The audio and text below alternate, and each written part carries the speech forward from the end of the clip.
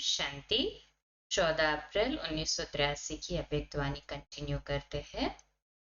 बाबा कहते, सभी अपने को सदा श्रेष्ठ आत्मा समझते हो।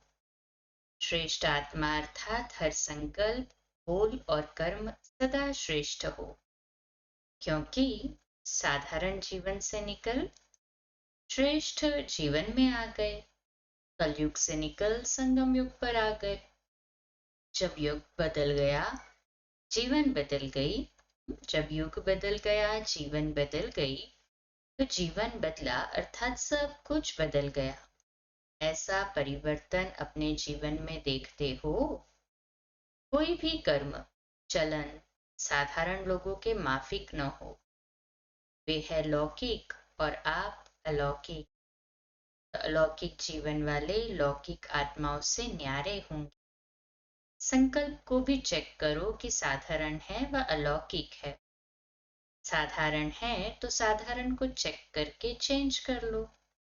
जैसे कोई चीज सामने आती है तो चेक करते हो, ये खाने योग्य है, लेने योग्य है। अगर नहीं होती तो नहीं लेते, छोड़ देते हो ना। ऐसे कर्म करने के पहले कर्म को चेक करो। साधारण कर्म करते करते साधारण जीवन बन जाएगी।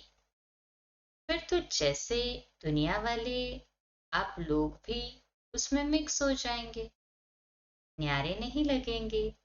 अगर न्यारापन नहीं तो बाप का प्यारा भी नहीं। अगर कभी कभी समझते हो कि हमको बाप का प्यार अनुभव नहीं हो रहा है, तो समझो कहाँ न्यारेपन में कमी है, कहाँ लगाव है। न्यारे नहीं बने हो तब बाप का प्यार अनुभव नहीं होता। चाहे अपनी देह से, चाहे संबंध से, चाहे किसी वस्तु से। स्थूल वस्तु भी योग को तोड़ने के निमित्त बन जाती है। संबंध में लगाव नहीं होगा, लेकिन खाने की वस्तु में, पहनने की वस्तु में लगाव होगा। कोई छोटी चीज भी नुकसान बहुत बड़ा कर देती है।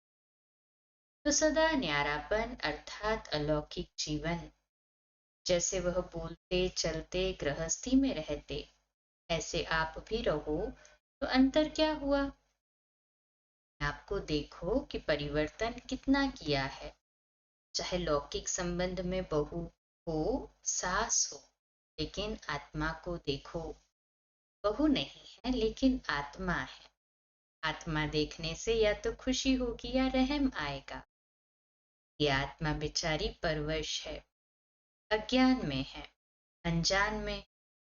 मैं ज्ञानवान आत्मा हूं, तो उस अनजान आत्मा पर रहम कर अपनी शुभ भावना से बदल कर दिखाऊंगी। अपनी वृत्ति दृष्टि चेंज चाहिए, नहीं तो परिवार में प्रभाव नहीं पड़ता। तो वृत्ति और दृष्टि बदलना ही अलौकिक जीवन है। जो काम अज्ञानी करते हैं वह आप नहीं कर सकते हो। संग का रंग आपका लगना चाहिए, न कि उन्हों के संग का रंग आपको लग जाए। अपने को देखो, मैं ज्ञानी आत्मा हूं, मेरा प्रभाव अज्ञानी पर पड़ता है। अगर नहीं पड़ता तो शुभ भावना नहीं है। बोलने से प्रभाव नहीं पड़ेगा, लेकिन सूक्ष्म भावना हो जो होगी उसका फल मिलेगा, है ना। सूक्ष्म भावना, सूक्ष्म में शुभ भावना रखनी है हमें, उसका प्रभाव पड़ेगा।